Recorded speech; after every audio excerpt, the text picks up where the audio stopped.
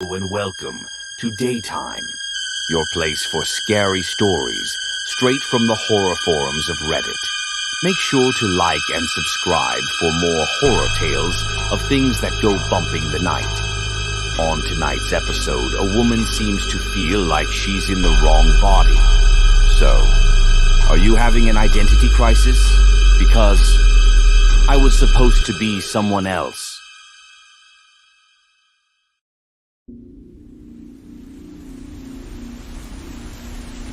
Not too long ago, a friend set me up with a blind date. A handsome guy, but he probably spent more time on his hair than I did. He seemed pleasant enough, so I introduced myself and sat down next to him. He laughed and shook his head. I pictured you differently. He admitted. I mean, you're beautiful, but I thought you'd be...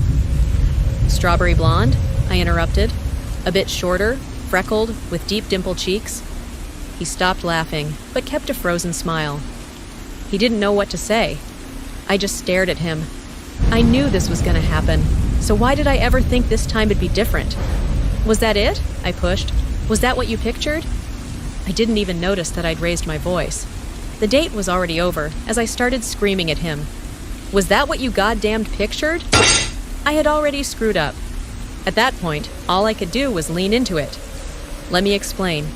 This has been the story of my life. People remember me wrong. They picture me wrong. Even my own parents could swear that I used to be strawberry blonde as a kid. There isn't a single picture of me with that hair color. I don't have freckles or deep dimples that make my cheeks puff up. I'm tall, with ink black hair. I got my Mediterranean features from my Italian mom, and that doesn't allow for a lot of cutesy freckles. Still, every person I've met remembers me that way. Sometimes, when we haven't met for a while, they barely recognize me. One of the most common questions I get is whether or not I've done something with my hair. It is really frustrating whenever I have to show my ID, as people just seem hesitant to accept the way I look to be the real me. And yes, I've tried leaning into it. Changing my hair color, even putting on freckles with a makeup pen. It doesn't help. It still just looks kind of off. The weird thing is, sometimes I even trick myself. Some mornings, I don't recognize my own mirror image. For a split second, like a bump in the night, I'm staring at a stranger.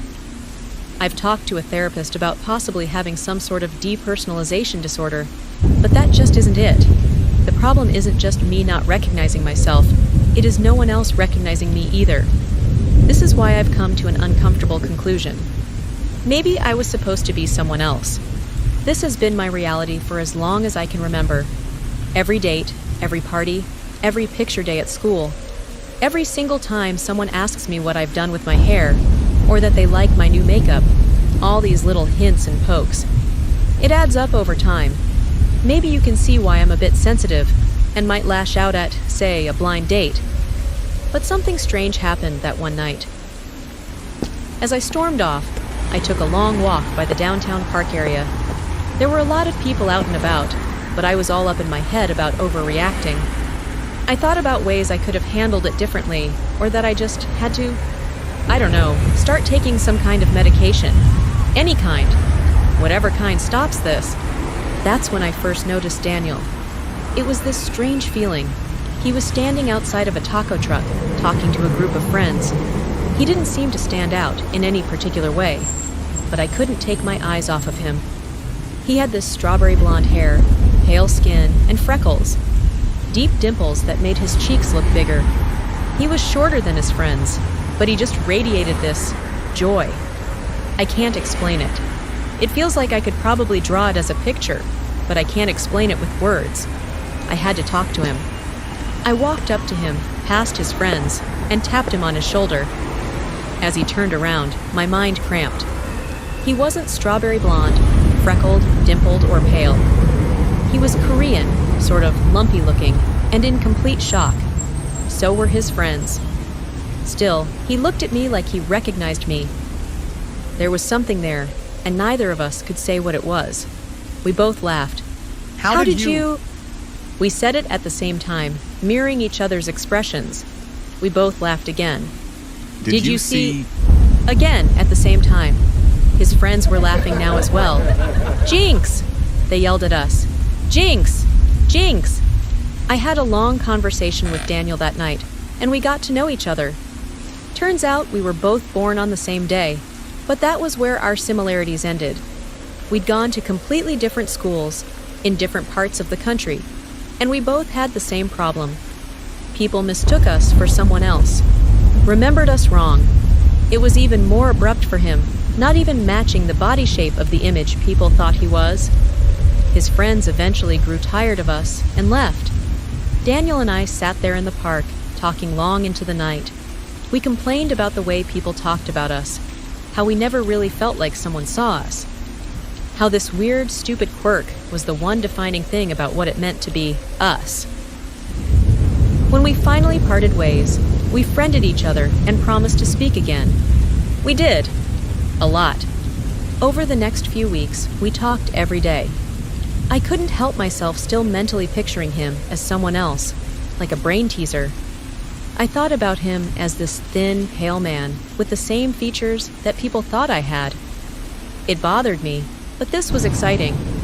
I had never met anyone with the same problem as myself, and all of a sudden, it felt like maybe there wasn't that much wrong with me after all. Then the dreams came. I've always had lively dreams. I'm a very tactile person, so I remember the touch of something before I think of what it looks like. In the night, I could sometimes feel things that I swore I'd never felt before. Holding someone's hand with a hand that isn't mine. Feeling a breeze through someone else's hair. Tasting someone else's breath in your mouth. And the smell of birch trees reaching in through their nose. Like I was a passenger in another body. It would only last short moments and would interrupt whatever other dream I had to the point that I'd wake up. Often in a cold sweat, like my body was scared, even though my mind was calm. Daniel told me he experienced something similar. It was getting more intense. Ever since we met, whatever this problem was had been turned up to 11. We decided to meet and talk about it, for real. We met at the park, not too far from the taco truck where I first saw him. He brought me a milkshake. At first, I didn't even see him.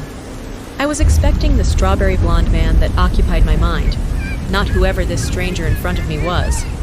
I shook the thought out of my head, thinking he probably felt the same. We should just go for it, He said. Lean into it. See what happens. What do you mean? Like we do in the dreams. I just looked at him. At first, I couldn't connect those thoughts to the person I saw in front of me. The more I thought about it, it felt like I could see through him. Like what he showed wasn't real, that there was a realer part of him that I recognized. The part that we all thought we truly saw, before the spell was broken. We raised our hands at the same time and held them against one another. For a split second, I was somewhere else. A meadow in a birch forest, late springtime. Morning dew was still setting on the blue sunflowers surrounding us. Standing next to someone I felt close to. Someone I felt safe with. A warm hand against mine, like we'd had 1,000 times before. And still, that uneasy feeling. I was still on the park bench. I dropped my milkshake. Did you see that? Daniel asked. Yeah, I said. Yeah, I did, I think I know where that was. he said. I've been there. We got to his car and drove away, following a smaller dirt road out of the city, the one down by the Frog Lake. Instead of turning back onto the main road, he followed a smaller road to the log cabins. We were going off-road, and still, I didn't mind. I felt safe. He knew this place better than me, and I had no idea why or how I would even know that. It was dark outside, but I knew he could get us there either way. We'd been here before. Not this Daniel, and not this me, but the real us. The road came to an abrupt end, and we got out. Daniel held my hand. There was an overgrown path in the forest, leading us deeper into the woods. Pine trees gave way to birch. The space between the trees tickled winds into pushing against us. For a moment, I was back. That springtime morning, hand in hand. Blue sunflowers, a symbol of things to come. We were siblings, and we were pure. Something touched my nose, and I snapped back to reality. A feather. Where did it even come from? I don't even want to know anymore. Sighed Daniel. I really don't. I think we have to, I said. I know, He nodded. but still. Yeah, still. Someone wanted us to go there. We had been told it'd be fine, that everything would work out. Someone had told us a lie, but I didn't know who or why. There, in the dark of the birch woods, I saw the outlines of sunflowers next to the overgrown path. What we were remembering was old, but no less real. My body was itching, telling me to stop. The milkshake wasn't settling in my stomach. All this had ever been was a mild inconvenience, and now it was literally controlling my life. But at least I wasn't alone, and I could feel something coming. Truth, perhaps. Harsh truth. We knew the meadow was just around the bend, but were no less awed when it came. The sky seemed more open. The sun we were remembering was replaced by a moon, and the white clouds had turned black. This was the place. This is where we'd been. For a moment, I didn't see Daniel. I saw my brother, smiling at me, talking to me, words reaching out to me, like spoken underwater. I believe. I didn't even notice him saying it out loud. The real him, the Daniel I'd gotten to know over the past few weeks. What? I said. What did you say? I don't know. He admitted.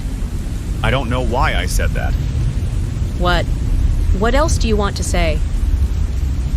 We closed our eyes and spoke from a memory that wasn't our own. Song's eternal, I said. As before, as is now, as will be. Don't say that. I opened my eyes. Daniel was holding back tears, his face shaking. Something bad happens. I feel it. We're doing something bad. I could feel it too, like something crawling up my throat. I watched another white feather dance in the wind, blowing through the meadow. Daniel nodded at me and took a deep breath. We have to keep going. He said, closing his eyes. I know. You're my kin. My soul is true. A sun gone black. A moon gone blue. I ask you, Savior, through and through. If not the three of us, then who? As before, I said. As is now. Daniel continued. Then, quiet. There was supposed to be a third person. There had been a third person that day. She knew what would happen to us. We were the next generation to meet him, and no amount of promised eternity could convince her to surrender. Instead, there was a knife. She felled my brother first, then me. A knife bound for our hearts.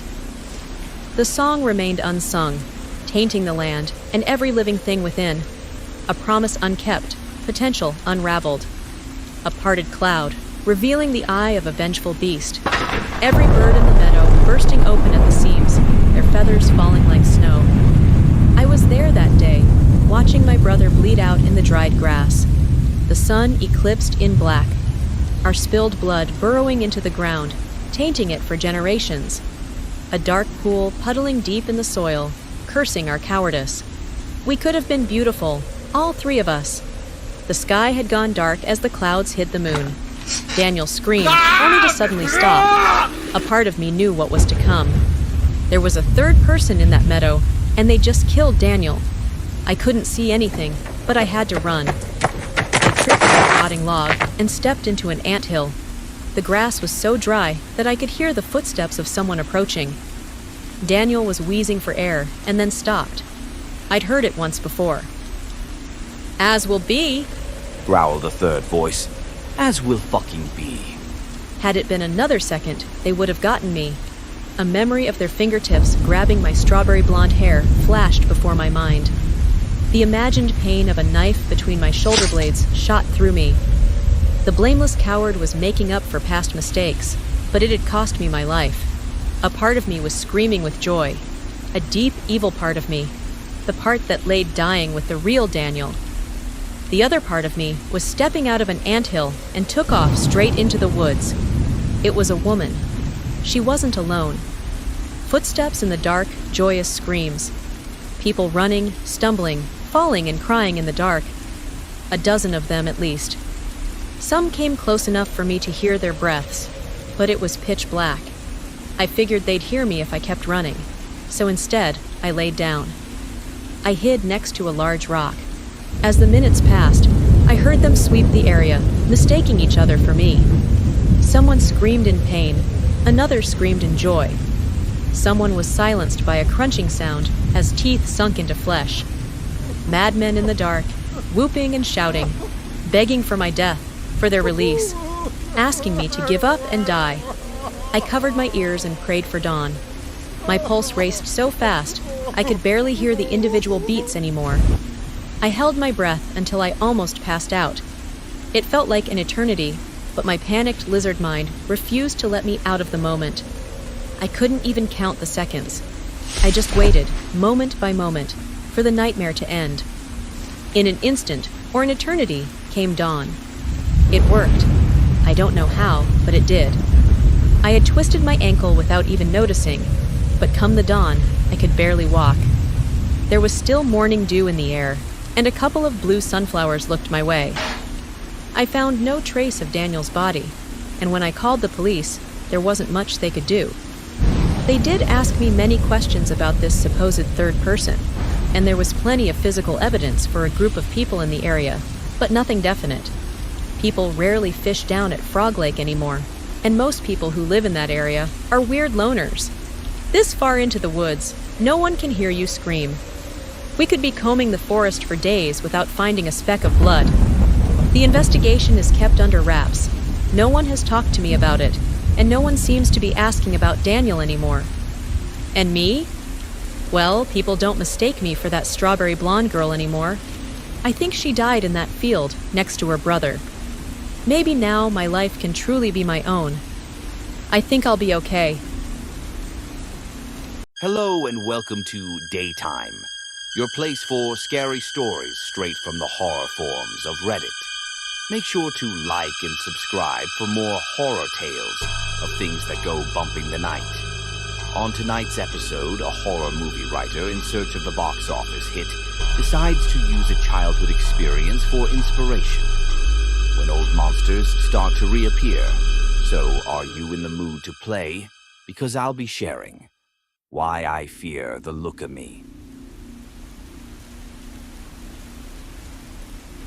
When I was 6 years old, I followed a red bird into the woods. I didn't think much about it, it just made a funny sound, and I wanted to look at it. So I wandered off.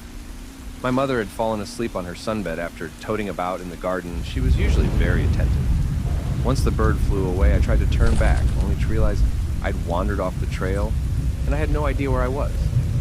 It was the first time I truly feared for my life. The forests of West Virginia can be so dense that they eat your screams. No one could hear me calling for help, and I couldn't hear my panicked mother looking for me. I ended up moving further and further into the forest. I went the wrong way. The sky slowly turned dark as the hours passed, and I found myself following a river. I was thirsty. It eventually got so dark that I couldn't see my own feet. At some point, I put my foot down wrong and twisted my ankle. It just broke. I couldn't straighten my leg out or put any weight on it. I just sat there by the river, completely devastated. I cried my eyes out, screaming for help, but no one came. It was just me and the dark. And the dark was ready to eat me alive. In the darkest hours of the night, as the fear had reached into the back of my heart, I just sat there, shivering. It was as if the panic had subsided into a sort of revelation. I imagined death waiting for me at the other side of the river. I knew it was there. I never saw it, but I painted a picture of it in my mind. I figured it had a really long arm with a single painted nail. If I looked at it or talked to it, that arm would grow longer, but it wanted me to look. It wanted me to know it was there. Look at me, It whispered. look at me, little boy. Sometime during the night, I passed out. They found me by the river just before sunrise, and although my leg healed, my mind didn't. And from that day forward, I've always had the sense that something lurks in the dark, just out of sight. Something that wants me to look, to find it, to reach me. Ever since, I've had an anxious relationship to the dark. Some would call it nyctophobia, a sort of fear of the unseen. I've always held that gnawing feeling of something waiting on the other side of the river, just out of reach. But one misstep, and it would get me. Even as an adult, I still get that sense of dread, an all-encompassing panic. The sense that you're not getting enough oxygen, despite hyperventilating. Blood rushing to your head so fast it starts ringing in your ears. And then, and there, in my most vulnerable moments, I can still hear it. Look at me, little boy. Look at me. Over the years, I've been to various therapists, I've had treatments, and honestly, just being open about my fears has helped tremendously. I've faced my fears time and time again and channeled them into creative outlets. That's how I eventually became a screenwriter. I worked my fingers to the bone, sometimes out of ambition, but most often just to distract myself from that all-consuming darkness that sneaks up on me late at night. I moved to the West Coast in 2011. An internship led me to a position as an uncredited assistant screenwriter on a popular sitcom. I can't name any names, but I'm sure there were quite a few nerds enjoying our 4th season. I got my first job at a movie set in 2016. I mostly worked on last-minute edits and consultation, but it was the first time I saw my name on the silver screen. I'm sure some of you horror fans out there enjoyed it. And to those of you who've gained a lifelong fear of dolls, I'm sorry. I worked several stray projects until 2018, when I met a very influential man. Let's call him Patrick, or Pat for short. Pat and I met at the wrap-up party of another project, and we got a bit too drunk. We started talking about horror movies, and the two of us ended up talking about our fears and anxieties. It was a drinking red wine from the bottle at 3 a.m. kind of talk. I ended up mentioning my trauma. It sort of just slipped out. I mentioned my sprained leg and sitting there at the bank of the river. I mentioned a presence in the dark, the long arm, growing longer the more I tried to see it. What's it called? Pat asked, flabbergasted. And in that moment, I realized I'd just pitched my first screenplay. Pat fast-tracked the whole thing. He was aching for producer's credit, and he genuinely loved the imagery of the look of me. A creature lurking in the dark, with an arm growing taller the more you paid attention to it. He thought it was absolutely chilling, and he kept hyping me up about it several times a week. I had a rough draft ready in 2 weeks. I tried to channel my childhood fears into a cohesive story, but instead of a kid stuck by the river, it was more of a classic horror setup. A group of young adults who got lost in the forests of West Virginia, being relentlessly hunted by this primal force. That first draft was rough, but I got a good outline. I worked with 2 other writers for the second draft. Kellen, who mostly worked crime drama, and Morgan. She was a comedy writer who wanted to break into a new genre. There was a lot of late-night rewrites. Morgan was also an amazing concept artist, which brought every piece of our story to life. I remember one night as we worked on the second draft, Kellen was rambling on and on about what the look of me represented. It's too simple. He sighed. It can't just be death. We're not making a Jason Voorhees. It's something new. It means something. I think it's trauma. Said Morgan. Like how it gets worse the more you poke at it. The more you look at it. It's painful. What the hell kind of message is that? Kellen scoffed. Are we telling people not to confront their fears? No, we're telling them to not get goaded into it. To do it on your own terms, you know? It felt like a good and bad conscience chattering into my ears. But at the end of the day, it was my script, and it came down to my decision. Kellen wanted to paint the picture of a threat, something symbolic. Morgan wanted to send a message, using the look of me as a tool. Neither of them was getting the point. There's nothing to it, I finally said. It is not a message. It is not a symbol. It's there and it hunts, just like a bear or a shark. So we're just making a monster movie. Scoffed Kellen. Jaws 4? Deep Forest Boogaloo? There was a Jaws 4, actually. Smiled Morgan. It was called The Revenge. Oh, please. They argued back and forth. They argued about how bad the script could get if we continued down this path. They argued about the cliches we were wandering headfirst into. And it dawned on me, they were just scared of the dark. They didn't have control, I did. I got it from here, I said. Take the night off. So they did.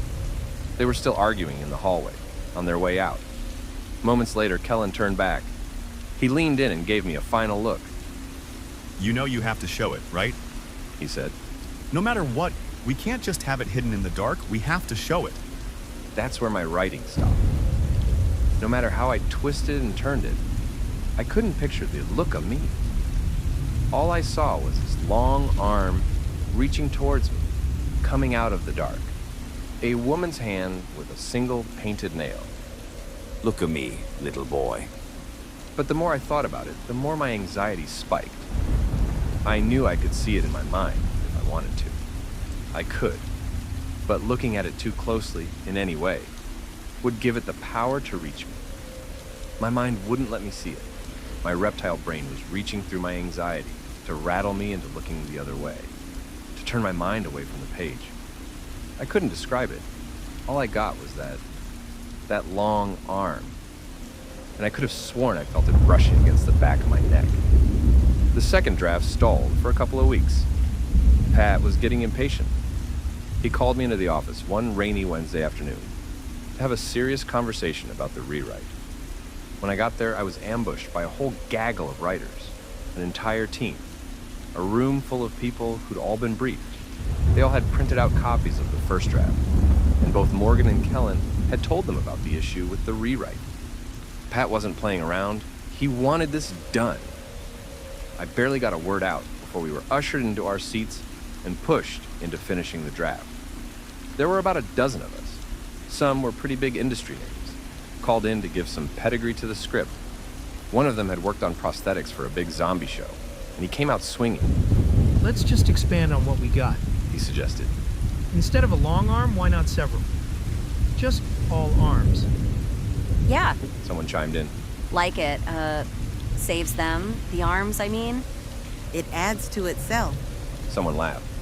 A literal growing fear. Ringu meets the blob. Love it. Love it. They were all talking over me, through me, past me. They didn't know any better, and as a collective, they all looked at the look of me. Not literally, of course, but figuratively. They were bringing it into focus. And even there, in the bright lights of that film studio meeting room, I could feel that darkness coming over me, my breath growing shallow, my vision turning into a pin. And in the back of my mind, I heard it. Look at me, little boy. I ran out of the office, locked myself in the bathroom, and puked my guts out. I screamed into the toilet bowl, waiting for the panic to stop. I could feel that long arm reaching for me, and the more I thought about it, the closer it got. Look at me. It hissed, its voice echoing off the bathroom tiles. Look at me. I didn't return to that meeting. I got in my car and then went straight home to take my backup anxiety meds. I hadn't used them in a while. I fell face first into the bed and just collapsed into a nightmarish mid-afternoon nap. Later that day, I poured myself a bath and a glass of red wine, non-alcoholic. Even brought out some bubbles. I figured I'd stay in for the rest of the day and get takeout. Just a few minutes into the bath, my phone started buzzing. Turns out Pat had run out of patience. They'd finished the second draft, and they were going ahead with it, with or without me. I was invited to add to it, but they weren't going to budge on what the consultants had come up with. I skimmed it, and there it was. They had been poking at the look of me for hours. There was concept art, vivid descriptions, and even a storyboard sketch. The look of me, 100 arms from 100 victims, an eldritch Medusa, Ringu meets the blob. They had comparisons, charts, mood boards. One of them already had a casting suggestion for the voiceover. Then the power went out. With a snap from the ceiling light, I was enveloped in complete darkness. In a heartbeat, I went from a screenwriter back to a little boy, lost and alone in the dark. I imagined myself submerged in that forest river. I scrambled to get out. I kept slipping as I felt the bathtub give way for river stones. I could feel them. I could smell the algae. Look at me, little boy. The darkness hissed. They gave me a body. They look, little boy. A long nail brushed against my neck. You made them look at me, and now I can reach much, much further. A warmth against my cheek as something leaned in. Sticky lips parting, like slowly pulling off a Band-Aid. It was right there, in the dark. Thank you. As the lights came back on, I felt my heart skip a beat. Every square inch, every bathroom tile, every towel and shampoo bottle. It was all covered in handprints. And for the first time since I was 6 years old, I screamed like my life depended on it. Like a part of me was still stuck in those woods, hoping for my mother to find me. Over the next few days, my fear of the dark kicked into overdrive. Every time I stepped out of the light, I heard it. Little remarks, snickers, and laughter. Just closing my eyes was all it took for the sound of tapping fingers to creep closer. I couldn't help but to imagine it. It was no longer just an arm in the dark. It was this amalgamation. It poured out of every dark corner of every room. It had so many more things to say, and its arms were so much longer. No matter how many lights were on, no matter how much light I let in from the windows, I could still sense it. Out of every unseen corner, out of every closed door, it was there, and it wanted me to look. I was getting regular updates. They were on a third draft. Kellen and Morgan had completely taken over the writing, and I was turning more and more into a consultant. The project was running away from me. More concept art, more lines, more dialogue. They were looking at it. I'd pointed it out to them, and now they were all looking. I was in a feverish panic. I could feel it growing stronger, bigger, more assertive. It was no longer just something lurking in the back of my mind. It was reaching across the river. And at every turn, at every corner, there it was. Look at me, little boy. I'll be honest, some of those days are a blur. I remember a rainy evening in the middle of the week. I was sleep deprived, exhausted, and mentally torn. I don't even remember going to see Morgan. I just had this drive to stop her from looking too closely. I had to stop her from whatever was going to happen if she looked for too long. I had to save her. The moment I put my hand to her door, it opened. Morgan looked at me with sleepless eyes, her hands shaking. For a moment, the two of us just looked at one another. I thought you were sick. She said. They said you were. You don't look too great yourself, I said, forcing a chuckle. Every light in her apartment was on. Even her TV, flashlight, and her laptop. Her curtains had been torn down and spread across the floor. It might have been evening outside, but her place was bright as day. I could put two and two together, but it felt strange saying it out loud. You've seen it, you've looked, I mean... Morgan nodded, her head shaking up and down like a bobblehead. Poor thing was exhausted. It's real. She stammered. How can it be real? She invited me in. I sat down on her sofa, on top of a flowery curtain. Morgan's hands were shaking so bad I could hear the spoon in her cup of tea rattle back and forth. It, started a few days ago. She said, And it never stops. The more I try not to think about it, the more real it gets. It wants you to look, I said. It wants to become this real thing. It wants us to create it. It has lived in the back of your head for years, and now it's clawing its way out. That's, yeah, something like that. So, how do we stop it? She asked. What, do we kill you? She sat down next to me, holding her cup tight with both her hands. I don't think so. It's already out there. But we can't unlook at it. It's done. It's happening. And the thought hit me. What the hell would happen once an audience of thousands, or tens of thousands, or hundreds of thousands watched it? How long would it grow just from test screening? How far across the river could the look of me get? If everyone was eager to watch it, a cold chill went up my spine. Maybe this was the plan. Maybe this was what it wanted. Maybe it pushed me towards writing to begin with. Maybe it lived in me, putting me on a path to birth it onto the world stage. I felt sick. I can't let this happen, I said. If we shoot anything, a promo, a trailer, anything, if we do the goddamn casting, or there's a leak, or... Oh my God. Morgan covered her mouth, her eyes going wild. Do you think... I just nodded. We were thinking the same thing. This mind creature, if brought to the public, would be unstoppable. We got our coats and got out of the apartment. We had to see Pat. Maybe he was experiencing something similar. Morgan fumbled for her keys and almost stumbled over her own feet. I could hear her swearing with frustration. The moment we got out of her apartment, it was as if time stood still. Morgan was right behind me, but something happened. There was this strange ammonia smell in the air. I slowly turned around, holding my breath. I hadn't thought about it, but the hallway light outside her apartment was broken. And for a moment, we were standing in darkness. One by one, the lights in her apartment went out, twinkling on and off like dying stars. A pair of pale fingers dug through her hair. A single painted fingernail poked out behind her ear. So many fingers. Morgan gasped. We looked at one another breathlessly. It could reach all the way across. It could reach across the river. In a heartbeat, the door slammed shut. There was a visceral tearing and the sound of something rolling across the floor. And outside, the lights were starting to die. Look at me, little boy. The dark said, Look at me.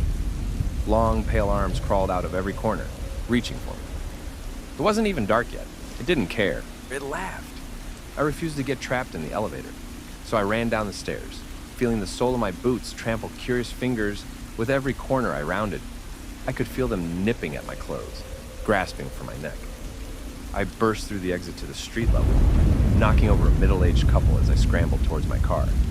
I didn't even hear their insults. All I heard was my heartbeat, and that little voice growing louder every time I left the safety of the streetlights. I drove past red lights, broke every speed limit, and went down the wrong end of a one-way street. I was in a frenzy and ended up frantically knocking on Pat's front door. I tried to compose myself, but there was no use. My eyes were wild, and I couldn't stop my legs from shaking. My lips quivered like I was hypothermic. Pat was having a small party, just like the one I'd first met him at. He was about to invite me in, but he stopped himself. Clearly, I wasn't well.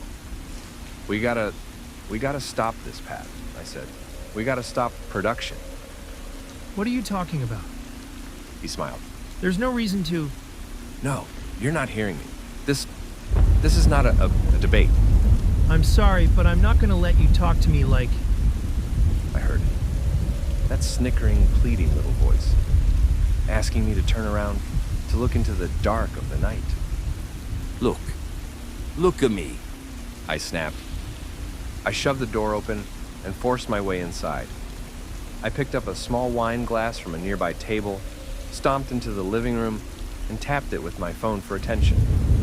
It could be 1,000 times worse. 10,000? 100,000. No, I barely even noticed the glass breaking, and everyone's staring. At least 3 dozen industry professionals. People I'd looked up to my entire professional career. Hell, one of them was an A-lister. Hi, I stammered. We're canceling all production of the Look at Me. There was a murmur in the crowd, little smirks and pitying smiles. It's happening, I said. It's done. It's gone. You don't know what you're talking about, Groaned Pat. I'm calling the police. Do whatever you want, but if I see a single goddamn still from that production, I'm burning the goddamn studio to the ground. You gotta be... I grabbed Pat by the collar and pushed him up against the wall, rattling his wine glasses. I'm burning the goddamn studio to the ground. Career suicide. Complete, absolute career suicide. I collapsed back into my car, still holding the broken wine glass. I turned on the dome light to drown out the darkness, but it didn't work. I flicked it a couple times, but nothing happened. A pale hand pushed down on my door lock. Click. Time to look at me, little boy. A voice whispered from the back seat as a cold hand stroked my cheek. Time to look. I thought back on that night from so many years ago. That absolute terror. That certainty of death. And just like then, there was this moment where fear gave way to revelation. Of course. You can't kill me, he said. I'm the only one who really looked. I'm the only one giving you this reach. Cold fingers curled around my neck. That's it, isn't it? It's because of me. Otherwise, you would have killed me. You would have stopped me from going in there. There was no response, just a tightening grip. Long nails brushing my hair, grabbing at it. Without me and without that show, there's no one to look. All the drawings will be tossed. The script forgotten. It'll just be you and me and And if I'm gone, there's just you. And you're nothing. You are literally nothing. You never were anything but nothing. And I turned around to look at the look of me, and all I saw was a pale white hand retreating into the dark. Now, it's been a while. I'm no longer under a studio NDA, but I'm not taking any chances. No charges were pressed, no production came to pass. It was easier to just shut it down and move on. You might have heard about Morgan. The details were graphic, and no, of course that's not her real name. They said she had some kind of episode, and the results were tragic. How you can do something like she did to her own head during an episode they conveniently left out. But I know, I'll always know. Some things out there defy our explanations, our rationale.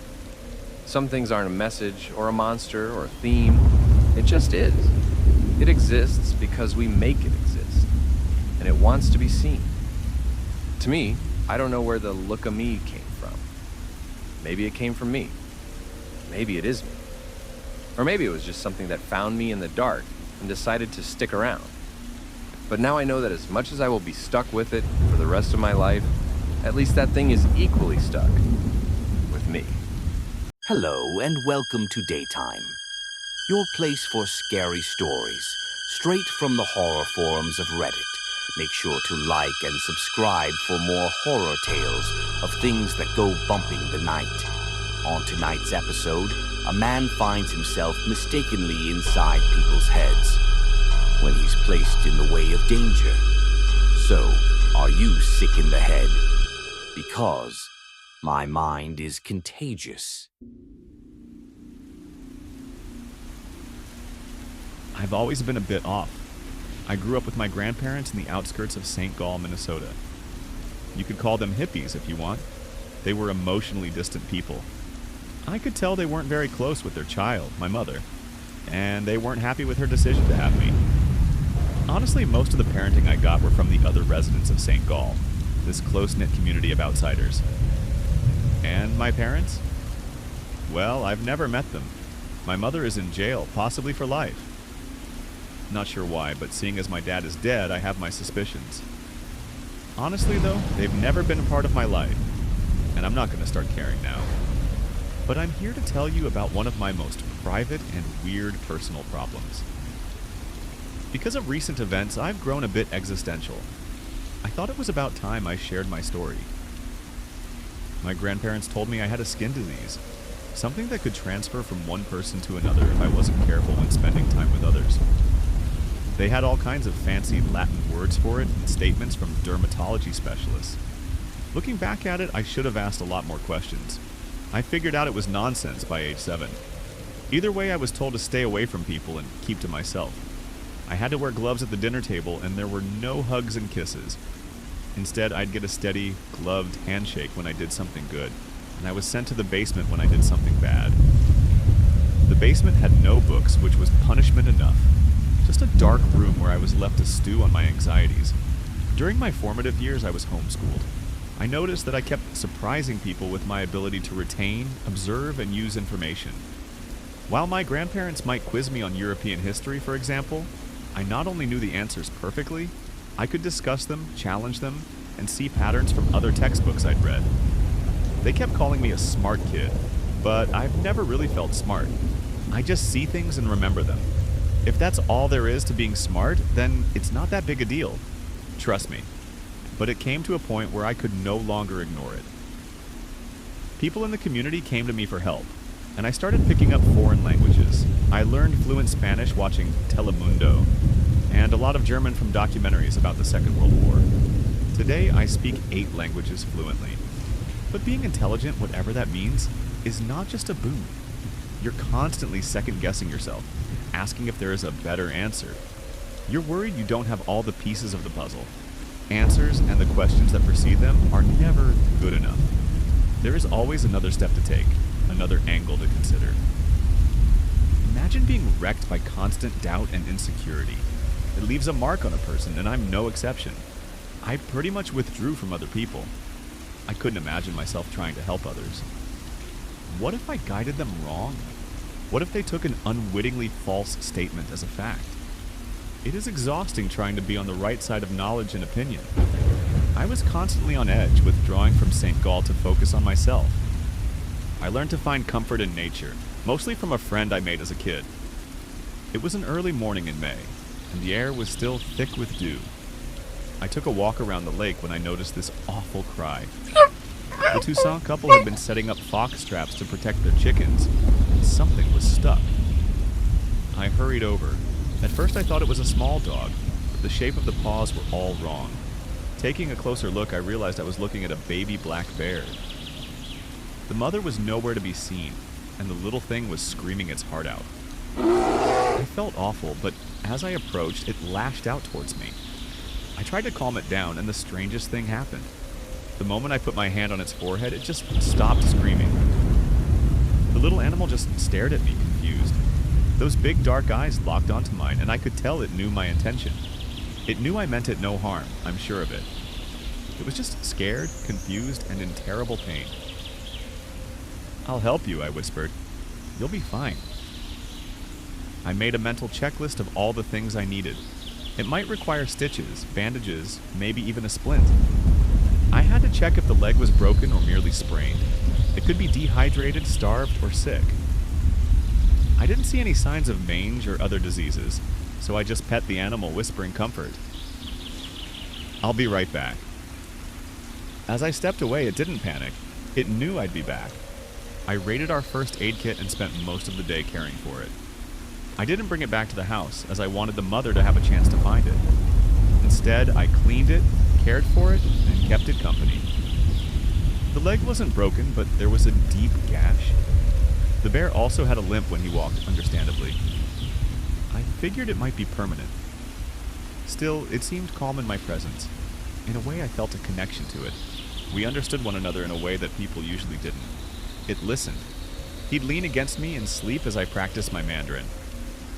I called him Wojtek, like the bear the Polish 22nd Artillery Supply Company adopted during the Second World War.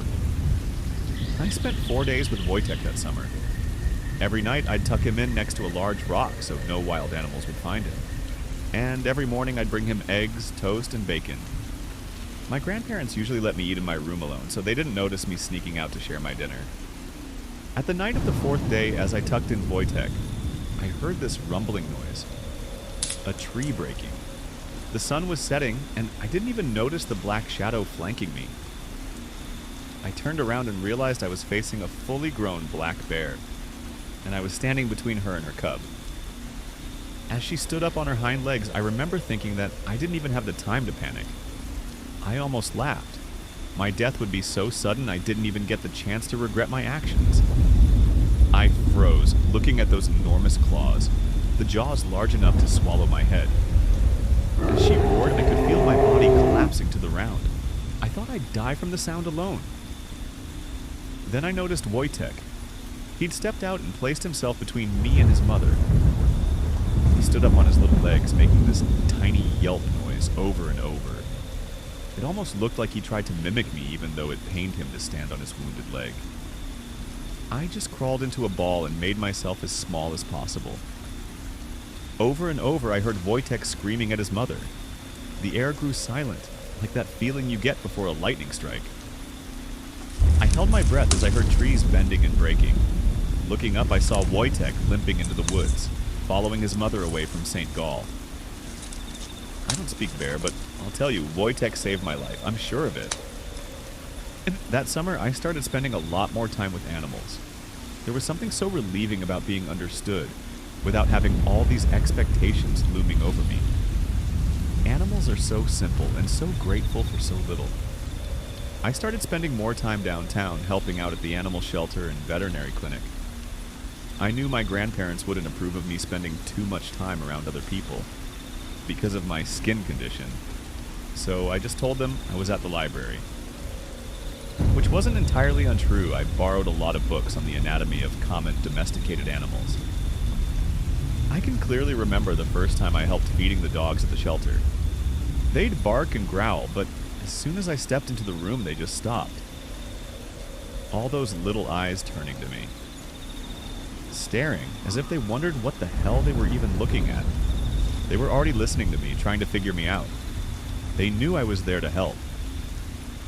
When I was 16, my grandparents died. They died within 3 months of one another, and I was left with an inheritance I didn't know what to do with. I invested most of it, sold the house, and moved into a small apartment downtown. By now, I was a de facto and unlicensed veterinarian. Nearby farms would sometimes call me up and give me something off the books for my help. I can't count the amount of cows and goats I've treated. Most of the farmers called me Dr. Charming. You know, as in Prince Charming, similar to a Disney princess. I used my inheritance to pay for my college studies. My investments also paid off handsomely, allowing me some greater luxuries. I got my VMD degree ahead of schedule from MSU. I can honestly say that it was easier than expected, and I started to realize that many of my fears were exaggerated. I still lived largely separated from other people, though, and I didn't have many friends. I had a few acquaintances, and most of the nearby farmers knew me by name, but that's not really what I'd call a relationship. As I turned 20, I decided I would make a conscious effort to be more social and face my fears. I had known for years that I didn't really have a contagious skin condition. That lie wasn't really all that held me back. Honestly, I just felt like a freak. I'd get lost talking to other people, and it would be exhausting trying not to correct them.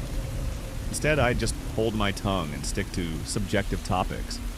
Music, film, literature, favorite actor, that sort of thing. It was during an after-work with the others from the vet clinic that I first met Veronica. I was an unkissed, unloved, and insecure virgin at the time. Veronica took a liking to me, amazed by the amount of random nonsense I could dig out of my brain. She described it as having an unlimited flower bed of trivia she could make bouquets from. I'd never heard anything like it. While our first meeting was short and awkward, our following 4 dates went by like a charm.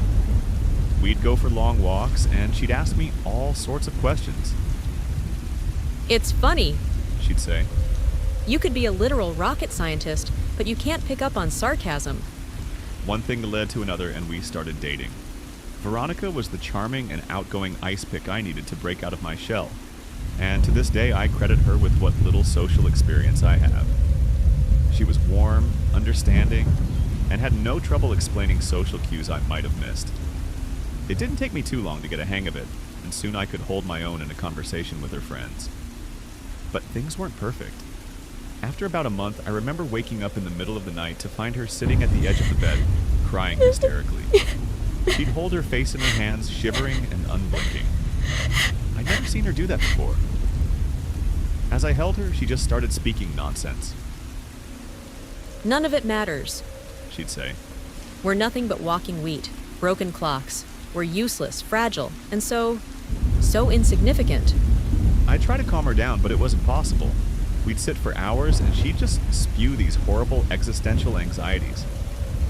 She'd have these mental breakdowns every now and then, several times a week, and she started recoiling from my attempts to comfort her. I made her feel this awful dread. It just feels like you're gonna tell me something awful, She explained. You're in my head, and I want you out. It worried me how much she reflected my own anxieties, and it was clear I was making her unhappy. My worst thoughts were coming out of her mouth. So we broke up. That relationship lasted a few months in total, but I couldn't get over it. The way I'd turned her from this happy-go-lucky and independent woman to a nervous wreck. It made me feel like an abuser. I had no idea what was even going on, and I couldn't tell what was wrong with me.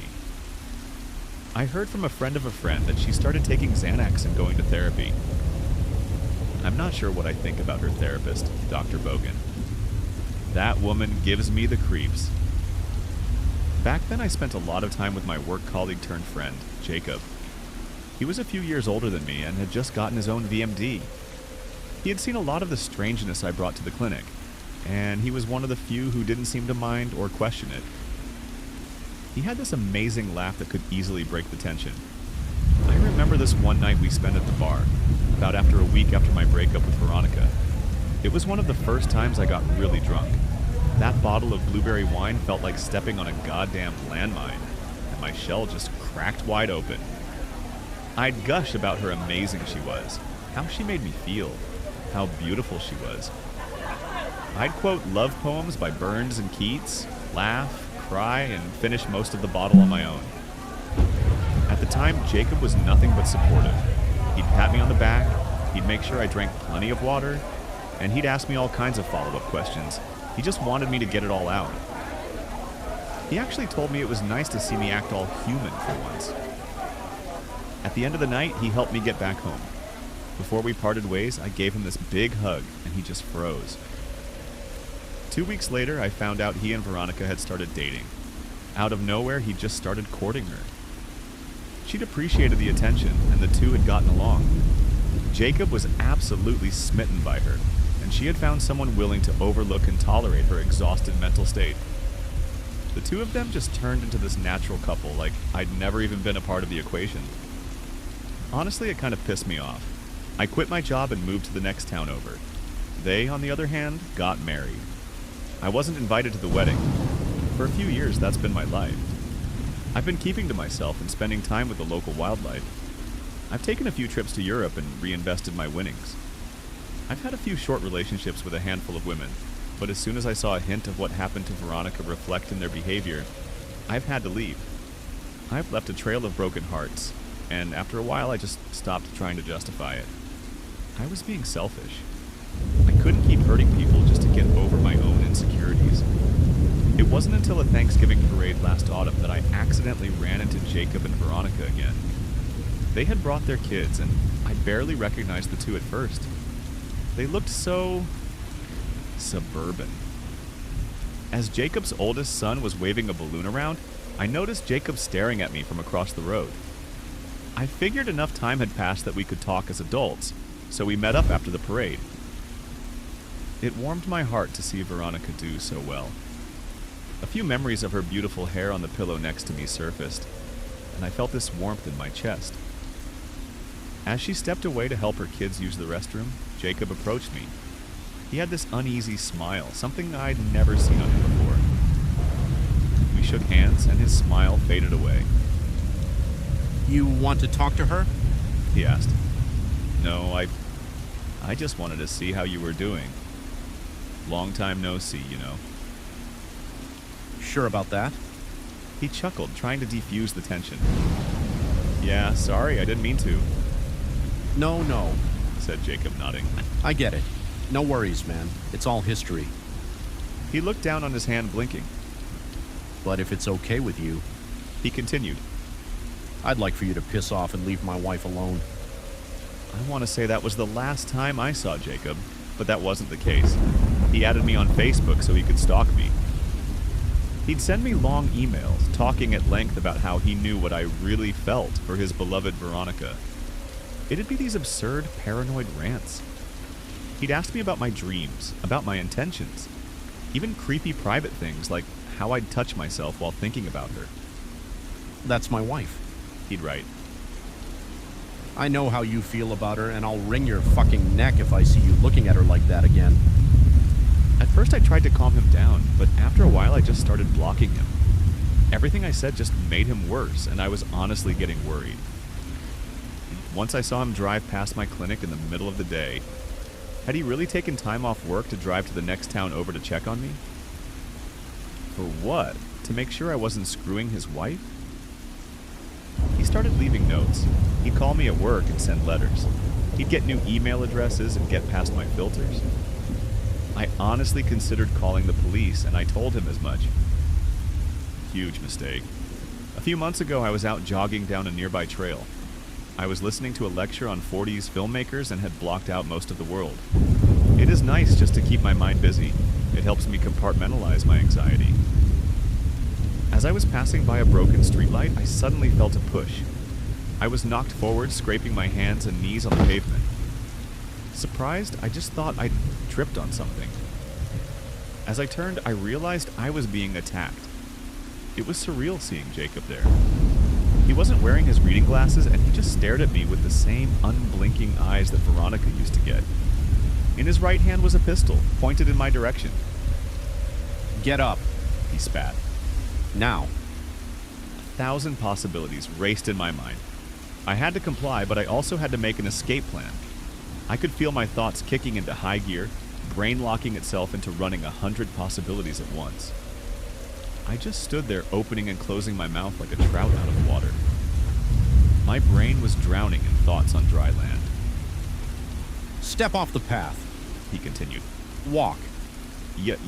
Why are... You don't get to talk. He screamed. You don't get that privilege. You get to step off the path and you get to do what I say. I nodded and started walking. Jacob's hand was trembling. I could hear the rattle of the fully loaded magazine. We stepped off the trail and into the woods, stepping over logs, bushes, and zigzagging between saplings. It felt like an eternity. I'd been waiting for an opportunity to dive for cover, but at this range, it'd be impossible for him to miss me with all those bullets. One or two, maybe, but a full magazine? No way. I won't let you destroy my family, He said. I know you want her back. You should have listened. To what? I asked. You pursued me. I haven't done anything. Don't you get it? He laughed. You don't see it? He steadied his aim as I backed up. He was being smart, not aiming for the head. It'd be a body shot. One wrong move and I'd be gone. It doesn't matter how many times you've imagined it. Facing down an unsecured barrel of a gun is like staring into a well of darkness, knowing that eternity waits to drag you to the bottom. I tried to force my mind to cooperate, to give me something, a solution, a calculation, something to guide me. Yet all that was left was insecurities, indecisiveness, and dread. This was real. This could be it. Nothing fucking matters, Jacob continued. You and I were just jokers in a deck stacked against us. There's an entire cosmos of evidence that it just makes us... He just screamed himself red. His eyes, bloodshot and unblinking, refused to look away. I should never have taken pity on you. I should have left you to suffer, but I just fucking feel you. You're in my goddamn head opening these fucking doors. I don't want to think about these fucking things. I don't want to think about you taking her away from me. I don't want to think about how fucking dumb, small, and useless I am. Well, why does this keep coming back whenever you're on my mind? Jacob, No! He yelled, aiming down the sights. No more fucking poison! I should have been dead. Bullet in the chest, left to die next to a birch sapling. That's what I anticipated, but that's not what happened. Had I gotten a better look, I would have noticed him sooner. A massive 540-pound black bear with a limp, in rage. The moment Jacob raised his gun to take a shot, he was rolled over like a rotten log. I could briefly see his legs and head switch place as he was knocked flat on the ground. 2 shots went off as his roar echoed through the woods. The same roar I'd hear that night when a baby bear walked away from me, all those years ago. I saw the whole thing. I saw Jacob's arm ripped into pieces as the bear bore down on him. I saw him dragged across the forest as that enormous bear jaw clamped down on his legs. I heard bones break as the bear stood up on his hind legs, only to push down with all his weight. Biting, clawing, mauling, breaking. A body tossed around like a wet paper towel, spraying blood in all directions. Jacob's horrible screams just suddenly stopped with the snap of a joint, but the bear wasn't letting up. He was tearing him apart. This wasn't just an animal attack. This was retribution. I just slumped to my knees. The bear limped over to me, unscathed, but covered in blood. The thought hit me that he might just be a wild animal attacking us, or protecting his territory, but I knew that wasn't it. There was no way this wasn't Wojtek, and there was no way he'd hurt me. Instead, I leaned my sweaty forehead against his cold nose and cried. He nuzzled up against me. Over the years, his little yelping noises had turned into deep, comforting snorts. "I'm sorry," I bawled. "I'm so fucking sorry." Wojtek kept me company and felt my pain. Jacob's death was labeled the result of a wild animal attack. Veronica had told the police about his deteriorating mental state, and a few locals had heard shots go off just as a bear roared. The conclusion was that he'd probably provoked the bear. I didn't say a thing. There was no need to try and explain my involvement. There was no way they'd believe me anyway. I've tried to summarize my thoughts about this. They're not rational, but I don't think there's anything rational about my life at this point. I think my mind is somehow contagious. I think my mood, my mindset, and worries can spread. Animals don't really have the capacity to understand my anxieties, so they just pick up on my immediate intentions. They understand the basics, they don't need the rest. But people? People are complicated. I think Veronica picked up on my worries, social and otherwise. I think it caused some sort of short circuit in her ego. And Jacob, well, the first time I hugged him, I must have shocked his system with my thoughts of Veronica. Maybe that's what caused him to pursue her in the first place. Maybe seeing me again and shaking my hand reignited something that had laid dormant for years. I don't know if I can trust myself around people. It is so much easier to write, to share things online. No one gets hurt. No one gets intrusive thoughts. You can just lean back and call bullshit on my story. I don't know what to do, how to move on. Can I even see a therapist? Either way, I think I'll be alone for now on. Then again, as I look to the woods, I know there are those who care. Hello and welcome to Daytime, your place for scary stories, straight from the horror forums of Reddit.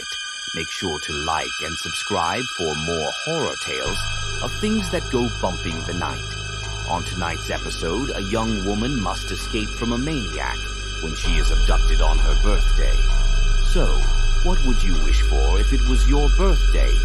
Because I wish I wasn't, trapped inside the birthday box.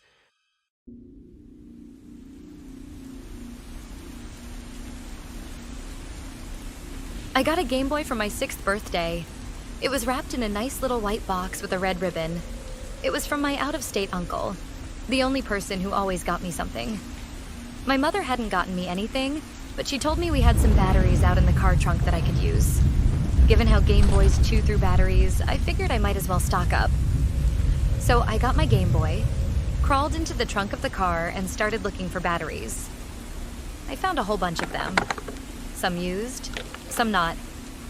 I ended up cozying up next to an old sleeping bag and playing my game right then and there. There was this strangely comforting smell of gasoline and freshly cut grass that lulled me into a gleeful comfort. I didn't want to be in the house anyway.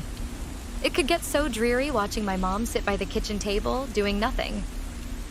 She was rarely, if ever, responsive. As I felt a few raindrops on my bare knees, I realized there were clouds brewing above. So I shut myself in the trunk, listening to the rain and playing my game.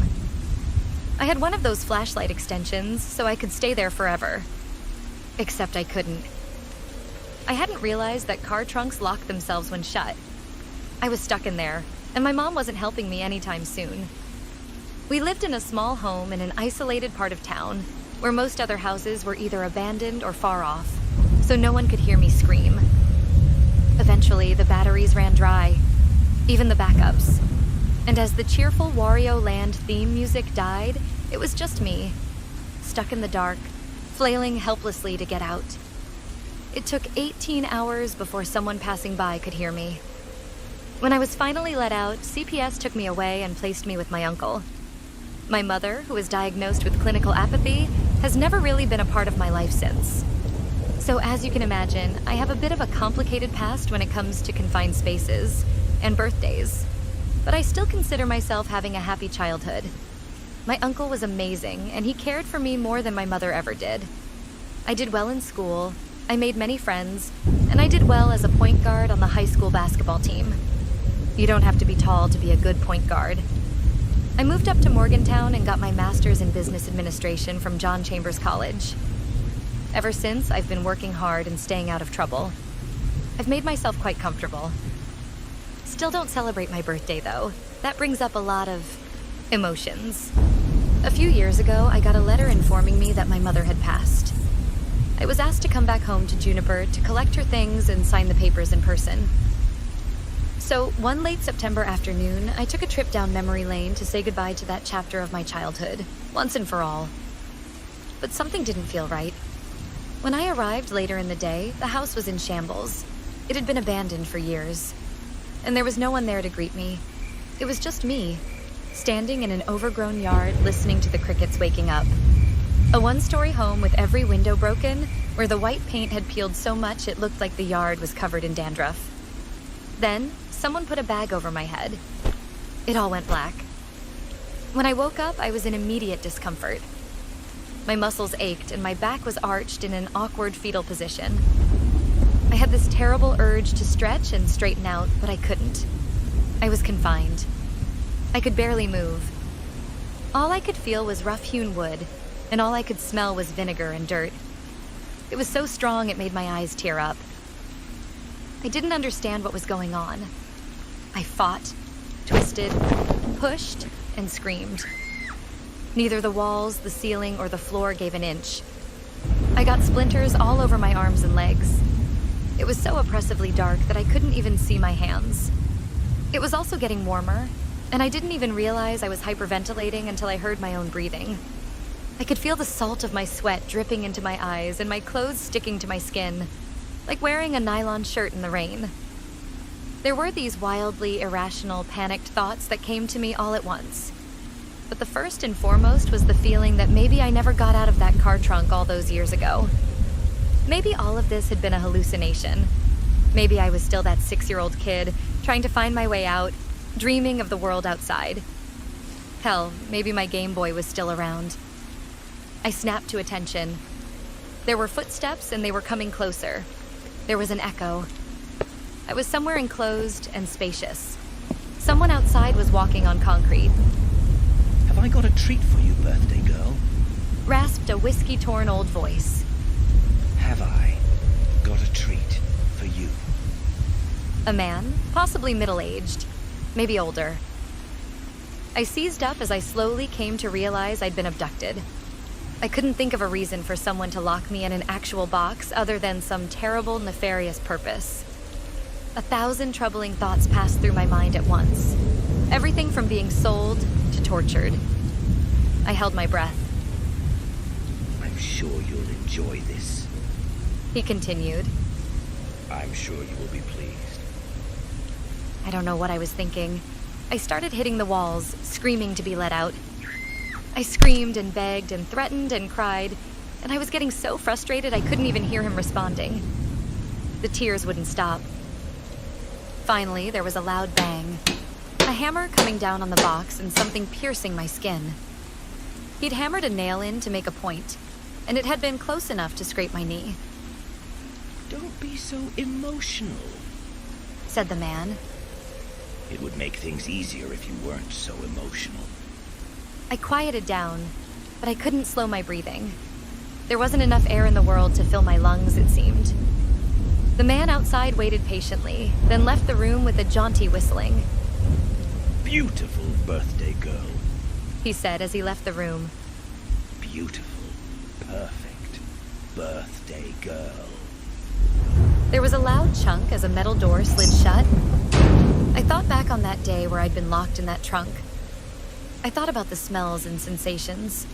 Gasoline and fresh-cut grass. Now, there was vinegar and musty wood. A bit of mold, perhaps.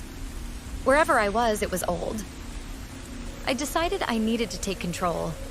There would be no one passing by to help me this time. I had to be proactive, even if everything in me screamed to just curl up into a ball and weep. I had to do something. I forced myself to map everything in my immediate environment, to figure out if there was something I could use. I slowed my breathing and carefully ran my hands across the surface of the box.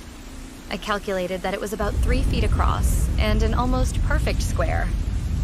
There was a slight gap in between some of the planks, but there was another layer of wood outside. It also seemed like the entire box had some sort of fabric wrapped around it, as I couldn't hear wood scraping whenever I shifted the box. It was a smooth fabric. Cotton, maybe? I also realized that I'd been out cold for at least 12 hours. My birthday had been a day off, so if he was congratulating me, I must have been out long enough for midnight to pass. You can get pretty far in 12 hours, so there was no way for me to know how far he'd taken me. My fingers brushed against something smooth. My Game Boy? No. My cell phone. I came to realize that I still had all my belongings. My car keys, my cell phone, my jacket. I took off my jacket and propped it up to relieve my back a bit. Then I got my cell phone out. The brightness blinded me. It took me several minutes just to adjust my eyes, and even then they were still getting watery. I wiped them over and over until I could finally see something. The battery was at about 34%. Not great, but serviceable. I dialed the emergency services immediately, but I couldn't get through. There was no signal, no internet connection. We were off the grid. Way off the grid. Maybe underground? I tried lying on my back to kick the wall out, but I just couldn't get enough momentum. The planks were rough, but I couldn't get them to buckle. The only side I wasn't entirely sure of was the floor. I tried standing and pushing myself upwards, but nothing moved. I closed my phone to save on battery and kept exploring the rigidity of the box. I was at it for more than an hour, just pushing myself against the planks. Still, nothing budged, but I refused to stop trying. I took a breather when I suddenly heard the door open again. It was pretty far off, and I could hear echoing footsteps coming my way. Someone coughing, clearing their throat. It sounded like he was smoking. All right, birthday girl. He sighed. Time to get started. There was a loud banging again, but not on my box. And something nearby, another wooden surface. Something across from me. Another box. Let me know when you're ready. He continued. I'm right outside. Ready for what? I yelled back. What are you talking about? There was no response. Instead, he just walked away, closing the large door behind him. Moments later, there was a scream. A young woman. It was muffled, but clear and close by. I shifted around in my box to come closer, only to realize our boxes were literally next to one another. There were two of us. Hello? I called out. Hello, who are you? What's going on? She called back. Who are you? We're trapped, I said. We're both trapped. I tried to explain to her what I knew. I had her confirm everything on her end, that she was also in a box, roughly 3 feet across, that she also had a phone, but no service or internet connection. We smelled the same things, saw the same things, and had both been taken suddenly and in the last 24 hours. I got so wrapped up in it that I barely remembered to ask anything about her as a person.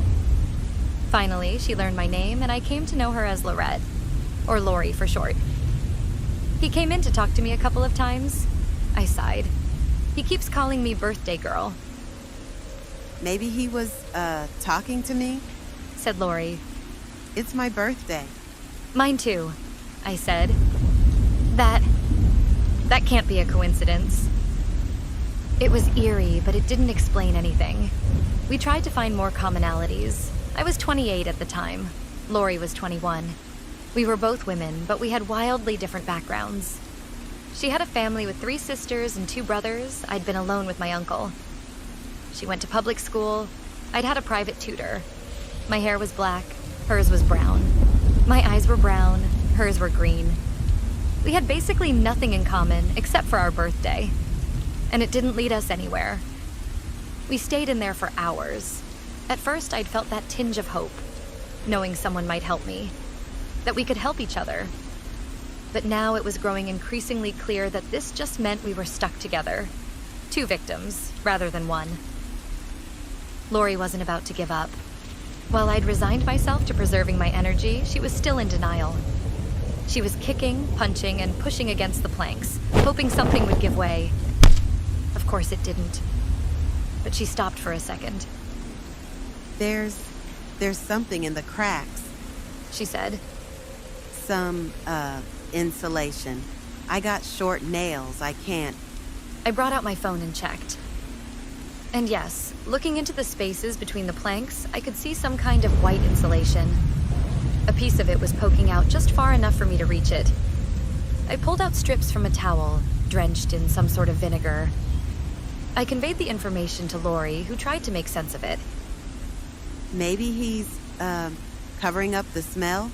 She said. If we die in here, vinegar can soak some of that up. So we're in for the long haul. Days, maybe weeks. Oh my God. Lori started weeping. I could hear her rocking back and forth, her box shifting slightly. But there was another sound as she did. A rumbling. A deep, dark rumbling. I wrapped my jacket around me like a blanket. It was getting cold, and I had to preserve my energy. You get exhausted quicker in the cold. At some point, Lori and I were just leaning against our boxes back to back, talking about whatever came to mind. Whatever made us remember that we were in this together, and that we weren't alone. The man hadn't come back for several hours, but it might as well have been days. I talked about my uncle, my job, my mother, anything that crossed my thoughts. Lori told me about her cats, and how she was saving up for a college degree. We were just thinking out loud. And when the words ran dry, we fell quiet. I felt like I'd known her all my life. There's no water. Lori sighed. Without water, we won't last long. I'm already thirsty. Try not to think about it, I said. Try to think of something else. Like an itch. Great. Now I'm itchy and thirsty. She got a laugh out of me. An honest-to-God laugh. Suddenly, the door opened. Our laughter died, and the footsteps came closer. I heard a deep inhale, followed by a ripe cough. Definitely a smoker. He stopped just ahead of us, saying nothing. I decided to just wait and listen. There could be something out there. A hint. You're not feeling up to it, birthday girl. You're not enjoying your present. The raspy voice asked. I'm sorry. I'll do better next time. Lori couldn't help herself. I could hear her shifting in her box. I don't want anything from you. I want nothing, and you have to release me. I could hear the man turn around. I got the impression that he'd been facing away from us. Strange. Excuse me. He said, his voice shifting. I wasn't talking to you. Then listen to me, I said. She's right. You have to let us out. There was a loud bang against the side of the box. He kept hammering at it over and over again. Despite several layers of planks and insulation, the sound was deafening. I covered my ears, closed my eyes, and waited for it to be over. Seconds later, he was done. I could hear him panting and coughing. Shut up! He yelled. Shut up! Shut up! Shut your pretty mouths when I'm talking to her! A chill crawled up my spine. If he wasn't talking to either of us, there was someone else in the room. I could hear a groaning noise, like metal being bent from pressure. Then a thump. A big, fat footstep slapping against concrete. I held my breath, trying to paint a picture in my mind. I couldn't make anything of it. I'd never heard anything like it. There we go, birthday girl. The man said. There we go. Nice and easy. I could feel the pressure shift as something large came down, slamming into the box next to me.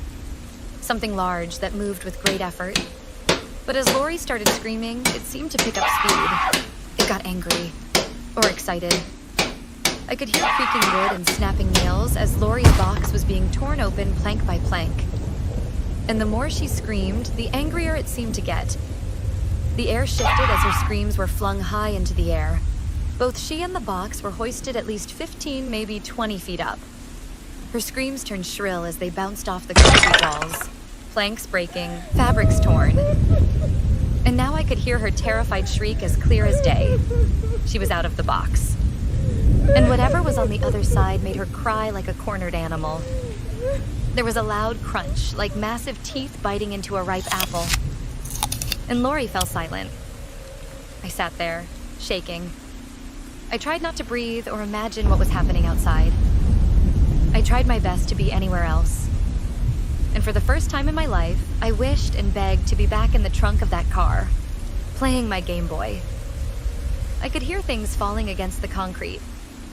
Planks, nails, and something wet. Chunks. There, birthday girl. He shushed. Aren't you gonna open your other gift? Another groaning noise. More chunks falling from above. Bones breaking, splashes of liquid. All right, I'll I'll be back in a bit. Love you, birthday girl. There was a kissing noise, followed by footsteps. Wet footsteps. And he whistled a jaunty tune all the way out the door. I had 3 minds inside my head at that moment. One mind wanted to scream and bash myself bloody against the walls. Another mind wanted to curl into a ball and cry. But in the back of my thoughts, there was a little mind left. It had grown there for years, festering from a wound back from when I was locked in that trunk as a kid. And that third mind was telling me to listen. It was telling me that no one was coming to save me. And it was telling me I had to keep trying. So I listened. There were still little things falling from above. But what I was just now realizing was that the floor seemed further down. There was either a hole next to me, or my box was elevated. I T-ride shifting back and forth. The box barely moved. I decided on a direction and kept shifting that way, inch by inch, throwing myself against the side of the box. Finally, there was a stop. Some kind of threshold. That first mind was screaming at me to panic, to kick and scream. That other mind was telling me to give up. But that third mind just kept telling me to stay calm and to try. It could be a short drop that would just put me on the floor and change nothing. It could be a long drop, killing me. Or maybe something I couldn't even imagine. So I threw myself against the threshold. And I threw myself at it again. And again. This time the trunk would pop open. It had to. There was a slight shift as I felt the box clear the threshold. And as I pushed further, I could feel that there was no more ground to support me. The further I pushed, the more it gave way. I was balancing on an edge. I could feel it. I could lean back, staying upright. Or I could push forward and tip myself off a cliff. And while 2 voices were screaming at me to wait, it was that third voice that came through the loudest. And it was telling me to fall off that damn cliff. So I fell. The world turned on its head, and I felt my stomach rise to my throat. It all came to a stop with a violent crash, and I could feel the dimensions of the box shift. It was no longer a perfect square. Something was broken. I could feel one of the walls giving way. I started kicking. I kicked and kicked and kicked. Either my legs would give or the wall. And the way the planks were bending, I was betting it all on my legs, holding for just a little longer. And suddenly there was a gap. Just a few inches, but I could see outside. I brought out my phone and used what little battery I had left to turn on the flashlight. I could see a concrete floor with splotches of blood. Further in, there was a chunk of flesh, or possibly skin. Broken planks littered the ground. With the wall of the box broken, the vinegar-soaked insulation gave way. There was a stench of blood so powerful I could taste the iron on my tongue. Moist, warm flesh. I tried not to think about it. I kept kicking. And as I did, the door opened again. Was that you, birthday girl? A voice called out. Did you open your... The footsteps stopped. Then he started running. No! He complained. No, no, no, no!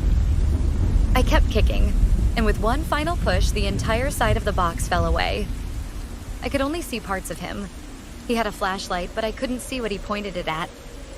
It was like looking at him through a wooden frame. A man in his 50s, malnourished, with sunken eyes and thinning hair hidden under a green baseball cap. But he didn't look at me. He looked at something in the center of the room. Something big and groaning. I didn't open your present, he said. It broke.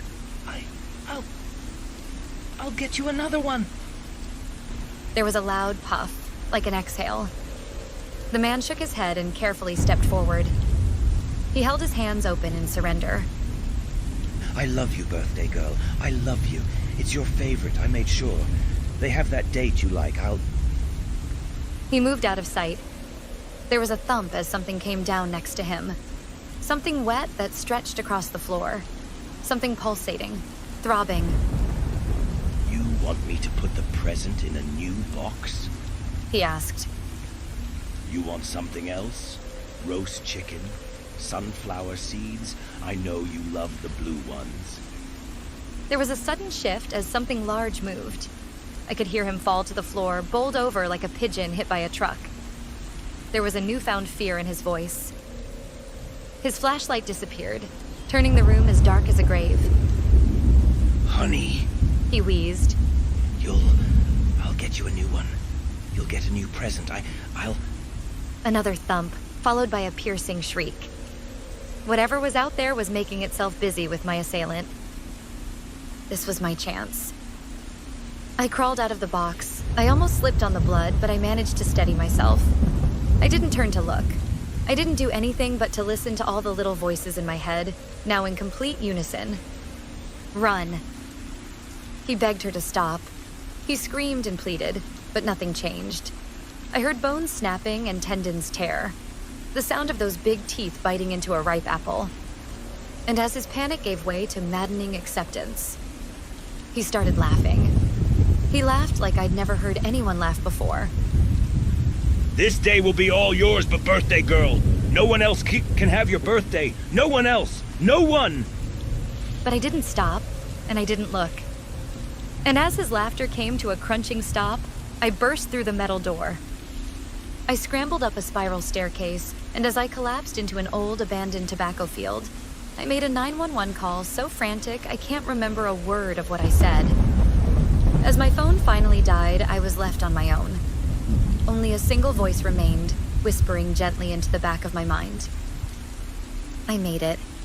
I made it out of the trunk. Well, that was a few years ago. I was the third kidnapping victim of this man, and I was the only one who made it out. You might have read about it. It wasn't too far from Greenbrier Valley. It was a big deal for about a week. I'm bringing this up now because the investigation has been in a standstill for years. They've determined that he acted alone and that he worked as a consultant at a local law office. He had access to a lot of confidential information. That's how he picked his victims. The first victim, which I never met, also shared our birthday. There's a lot of strange things going on surrounding this. They worked on the initial report for days, but when it was finalized, it barely said anything but nothing to report. Strange how it can take days of investigation to come to that conclusion, especially considering what they must have seen when they first entered that old storage cellar. The case is officially closed, but I know there's more to it. But for now, I'm just happy to be out of the trunk. For good.